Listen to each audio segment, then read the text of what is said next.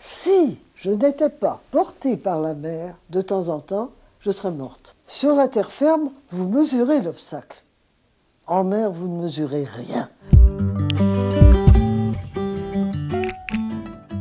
Pionnière de l'océanographie et première femme à embarquer pour des expéditions scientifiques, Anita Conti passe sa vie à observer les marins et les espèces sous-marines.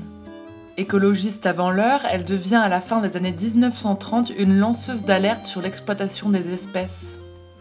1889, le père d'Anita, médecin hygiéniste, l'aurait plongée nourrisson en pleine mer près de Lorient. Anita grandit entre la banlieue parisienne et les côtes bretonnes. Elle développe un lien fort avec l'océan. Anita Conti aimait d'ailleurs se décrire comme une océanologue. Elle parle de l'océan comme de son amour de toujours. Elle disait souvent, tout enfant, je ne suis rien, rien que l'espace et le vent. Le fait de se détacher de la terre, de courir l'horizon à la mesure qu'il recule, c'était une exaltation pour elle. C'était vraiment son moteur principal venait de là. 1914, exilée sur l'île d'Oléron avec sa famille, Anita se lie d'amitié avec des enfants de pêcheurs. Elle fait ses premières expéditions en mer et découvre la liberté. Après la guerre, elle devient relieuse d'art et écrit des articles sur les richesses marines. Elle ne perd pas de vue l'océan. L'Office scientifique et technique des pêches maritimes la repère et l'engage comme océanographe. De 1935 à 1939, elle embarque pour des missions sur le premier navire océanographique français. Première femme à s'initier au travail scientifique, elle parcourt les mers de Dunkerque au Canada. Elle dresse les premières cartes de pêche et propose de rationaliser certaines pratiques. Lors de ses missions, elle prend conscience que les ressources marines sont fragiles et épuisables.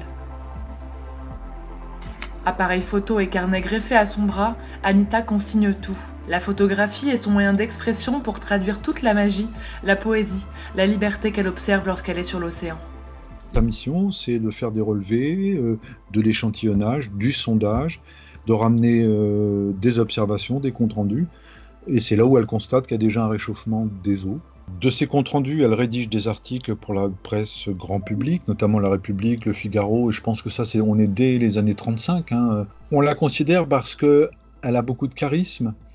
C'est une femme, c'est exceptionnel, donc on est touché par le côté aventure de ce qu'elle peut rapporter. Le fond de son message, est-ce qu'il est bien entendu? Je pense pas. Sur les navires, Anita se fait à la fois discrète et indispensable. Tantôt scientifique en observation, tantôt figure maternelle pour les marins présents. La Seconde Guerre mondiale débute et ses combats écologiques sont relégués au second plan.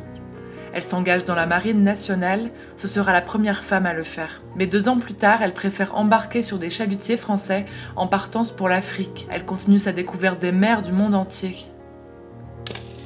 Elle passe une dizaine d'années en Afrique de l'Ouest, aidant les peuples côtiers à apprendre des techniques de pêche viables et durables. C'est une volonté de percer un petit peu la surface du miroir de l'eau. Que l'eau et la mer est un élément absolument redouté, qu'on aborde avec peur.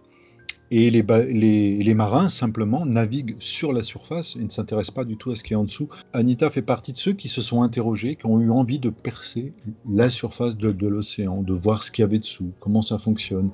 Anita Conti navigue jusqu'à ses 85 ans. Mais à partir de 50 ans, elle ne part que lors de missions indépendantes. Elle publie une dizaine de livres remarquables décrivant la vie des navires et des espèces, mais aucun organisme ne veut l'embaucher. Ses convictions écologiques étant de plus en plus fortes, Anita fait peur. Ses travaux sont peu à peu oubliés, l'écologie n'étant toujours pas d'actualité au début des années 1990. Anita meurt à Douarnenez à 98 ans, avec 60 000 photographies à son actif. Les écrits d'Anita ne sont redécouverts que des années plus tard. Avant-gardiste, ses relevés, ses clichés servent encore aujourd'hui. Dans ses carnets de notes se cache aussi l'autre passion d'Anita, la poésie. Tout au long de sa vie, elle griffonne des poèmes sur sa vision de l'océan et de la liberté. Sur des flots immensément pareils et sans fin dissemblables, vers les horizons qui reculent, vers les étoiles qui vont naître, vers l'infini du bleu qui va noircir, un navire emporté jusqu'au bord du ciel.